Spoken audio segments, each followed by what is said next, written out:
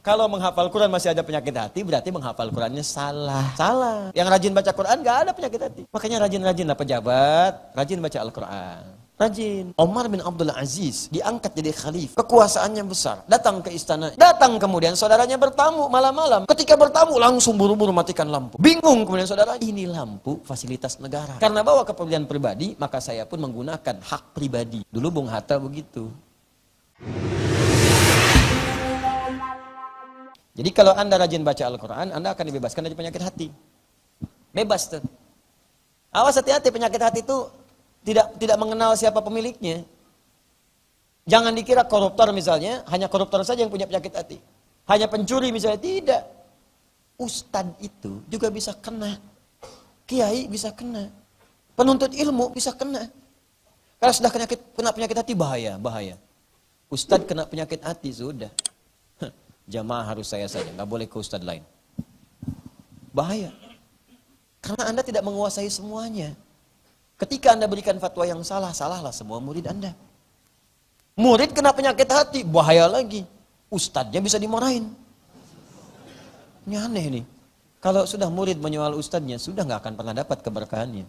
Itu yang paling bahaya. Apalagi jika kemudian menyebarkan fitnah, menyebarkan ini dan itu, wah itu yang paling dahsyat. Itu dosanya banyak. Kalau menghafal Quran masih ada penyakit hati, berarti menghafal Qurannya salah. Salah.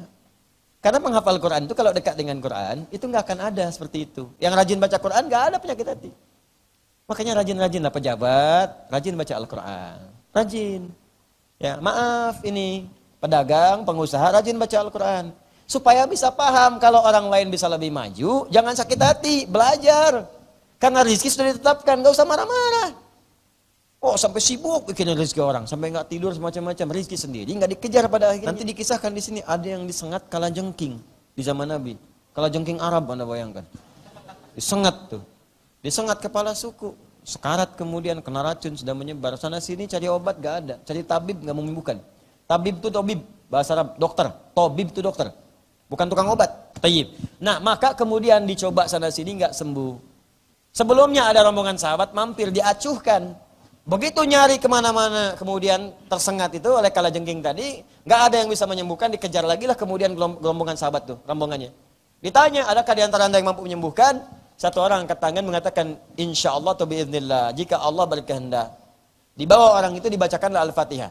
Dibacakan Al-Fatihah tanpa apapun, kemudian tanpa diulang-ulang berkali-kali pun. Sekali baca Al-Fatihah sembuh dengan izin Allah Subhanahu wa taala. Sembuh. Karena itu Al-Fatihah pula disebut dengan surat ruqyah. Begitu sembuh diberi hadiah, kambing cukup banyak. Dibawa ke Nabi. Karena takut itu gratifikasi.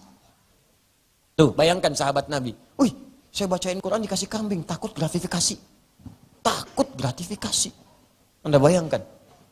Jadi kalau iman sudah ada itu, sekecil apapun dipertimbangkan apakah Allah ridha atau tidak. 1 rupiah pun. Umar bin Abdul Aziz diangkat jadi khalifah. Kekuasaannya besar. Datang ke istananya. Datang kemudian saudaranya bertamu malam-malam.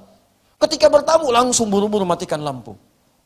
Bingung kemudian saudaranya. Nyalakan lilin. Dinyalakan. Kenapa engkau matikan lampu, nyalakan lilin?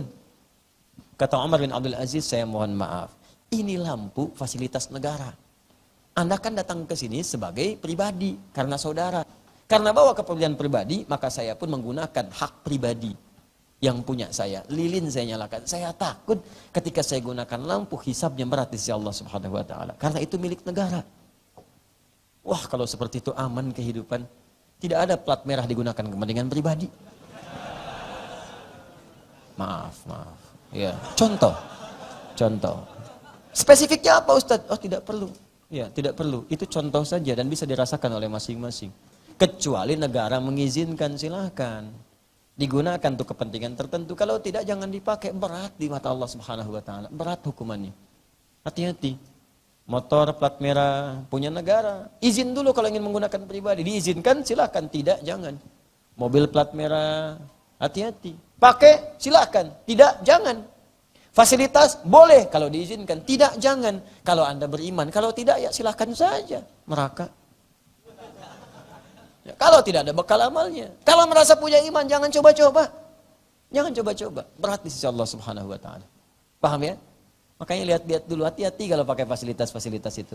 Anda pejabat, Anda direktur, ya awas di kantor ada fasilitas telepon. Tanya dulu telepon ini boleh dipakai kemana saja.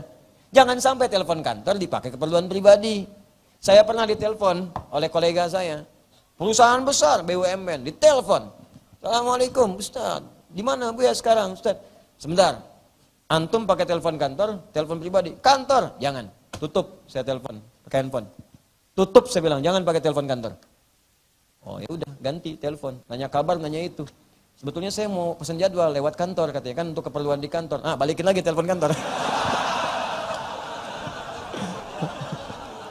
Antum tanya kabar, tanya ini, tanya keluarga, keperluan keluarga, ganti telepon biasa. Saya yang telepon. Dulu Bung Hatta begitu. Bung Hatta itu punya anak. Kalau nggak percaya tanyakan deh sama anaknya Bu Mutia itu, Mutia Hatta. Kalau nggak salah saya dengar kisah itu.